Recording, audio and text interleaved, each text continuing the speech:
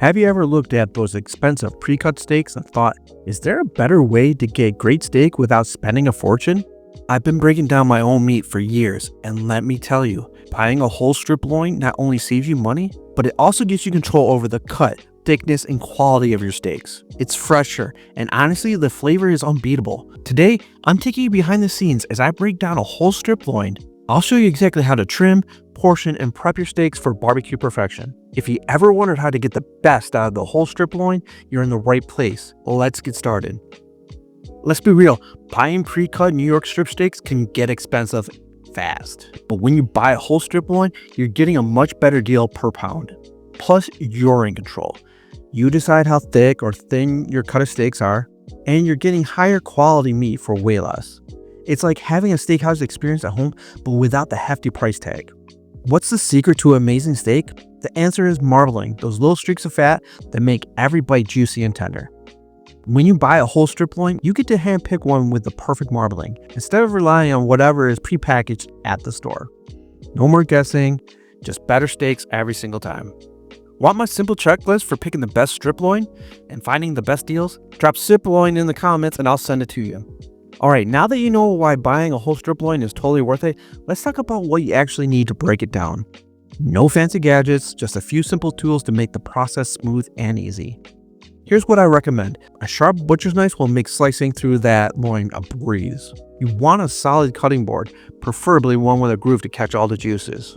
And some freezer bags or plastic wrap to store your leftover portions. Simple tools, but they make all the difference in getting perfect cuts every time. When it comes to trimming your strip loin, you've got a couple of options. Some folks like to trim it down when it's still whole, cutting away the silver skin and any extra fat right off the bat. That way, you know exactly what you're working with from the start. The main thing is to get rid of any tough fat that will break down during cooking, because that's what will leave you with chewy, unappetizing bits in your steak. You can leave a thin layer of fat for flavor though. About 1/4 of an inch works great for that rich, juicy taste while it cooks. But here's the kicker. Sometimes when you buy the whole strip loin, it's already trimmed pretty well.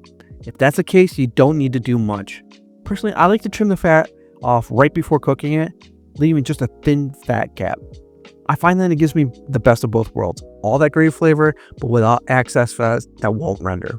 That way your steak stays juicy and balanced, and you get that perfect bite every time. It's all about making your steak just the way you like it. Now, let's talk about portioning. Standard New York strip steaks are typically about 1¼ inch to 1½ inches thick. But if you like them thicker, say for like a reverse here, go for a bigger cut. Don't forget about those end pieces. They might not make the perfect steak, but they're great for things like stir fries or steak sandwiches. Alright, now that we got our steaks trimmed and portioned, it's time to talk about flavor. And let's be real, seasoning can make or break a steak. You've got options here.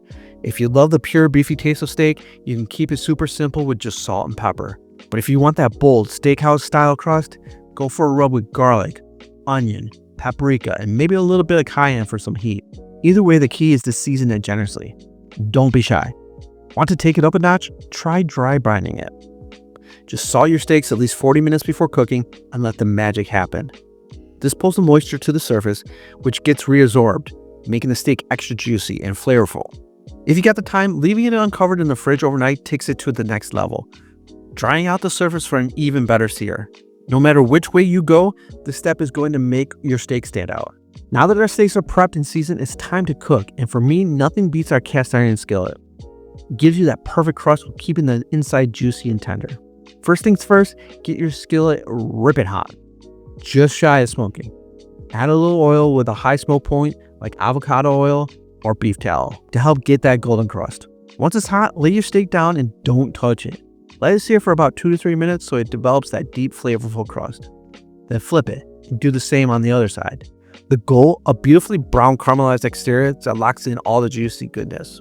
Forget cutting into your steak to check. It just lets the juices run out. Instead, use the touch test. Rare, you're going to be super soft, barely any resistance. Medium rare, still soft but with a little bounce, about 130 degrees Fahrenheit. Medium is firmer but still juicy, around 140 degrees Fahrenheit. And medium well beyond, oh, it feels much firmer and drier. I know it's tempting to dig in right away, but let your steak rest for at least 5 minutes before slicing. This gives the juices time to settle so they don't spill out. And when you do cut it, make sure you slice against the grain. This keeps every bite tender and easy to chew. So now you know exactly how to break down a whole strip loin and save a ton of money on steaks. But here's the thing, none of this matters if you don't know how to cook them right. You can have the best steak in the world, but without the right technique, you'll never get the perfect crust and juicy center. Click on this video right here and learn how to cook the best New Year's strip steak with a steakhouse level sear and mouth-watering flavor. I'll see you there.